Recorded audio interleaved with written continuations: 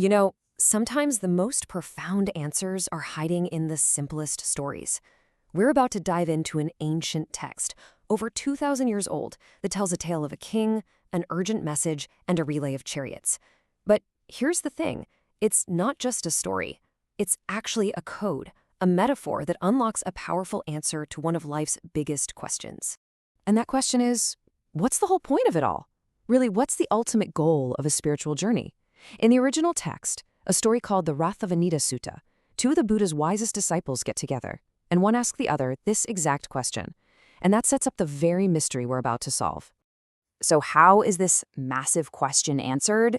Well, believe it or not, the answer comes in a parable.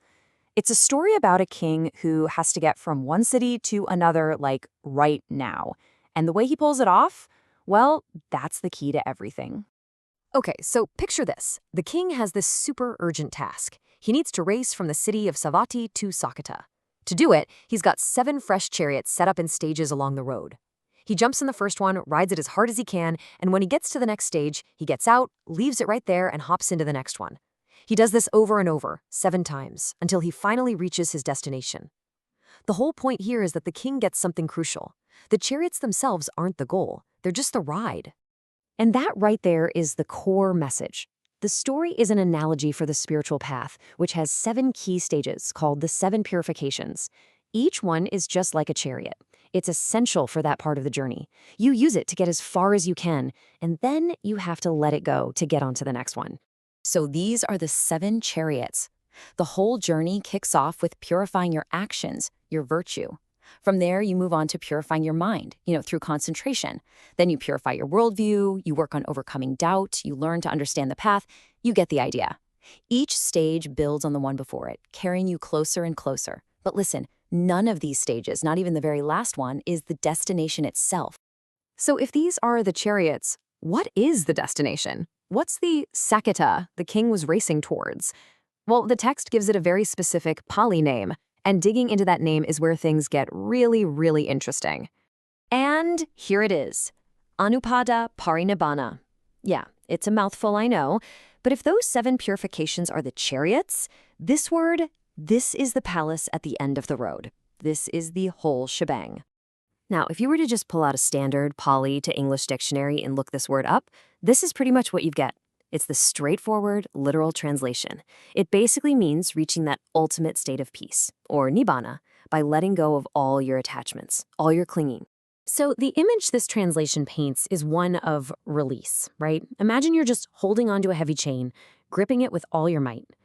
This translation suggests the goal is to simply open your hand, let it fall. It's a passive act. You just release your grip. But this is where our story takes a fascinating turn. What if that standard textbook translation, while technically correct, is only scratching the surface? What if the ancient authors actually hid a more active, a more profound meaning right inside the very structure of the word itself? A meaning that honestly changes everything. To find out, we have to go beyond a simple dictionary lookup. We need to pull out a special kind of ancient toolkit, a way of analyzing language that the original listeners would have just gotten, implicitly. This toolkit really has 2 key parts. The first is called Atha, which is all about looking at the author's bigger picture. Like, what was the main point they were trying to get across? And the second part is Niruthi. And this is where we become linguistic detectives. We break words down to their most ancient roots to hear what the sounds themselves are trying to tell us. So let's grab this ancient toolkit and apply it to our big destination word, Anupada Parinibbana, and just see what kind of hidden meaning we can uncover. First thing we do is slice the word into its 3 basic parts. An is pretty simple. It's a prefix that just means not or without. Parinibbana means that total extinguishing, that final peace. The real secret, the real juice, is hiding in that word right in the middle, upadana.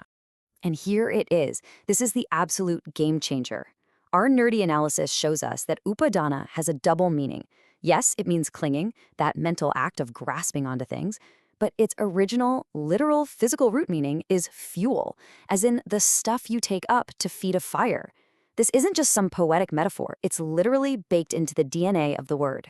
So when we put the word back together with this much deeper understanding, we get a totally new translation. Suddenly, the goal isn't just peace without clinging. It becomes a total extinguishing that happens because you stop adding fuel. Now, I know this might seem like we're just splitting hairs over one little word, but this small linguistic shift creates a massive shift in our understanding. It completely changes the picture of what the spiritual path is even about. And this is where that difference just pops. Let's put them side by side. The first translation implies a passive action. You just let go of something. But the second one, it implies a very active action. You consciously and deliberately stop doing something. You actively stop feeding the fire. This one change creates two totally different mental images, doesn't it? Releasing a chain is a single event. It's a one-and-done deal. But letting a fire burn out, that's a process. It requires a constant active decision to not throw any more wood on it, to not give it any more fuel. So why does all this matter so much? Well, because it completely reframes that whole relay of chariots.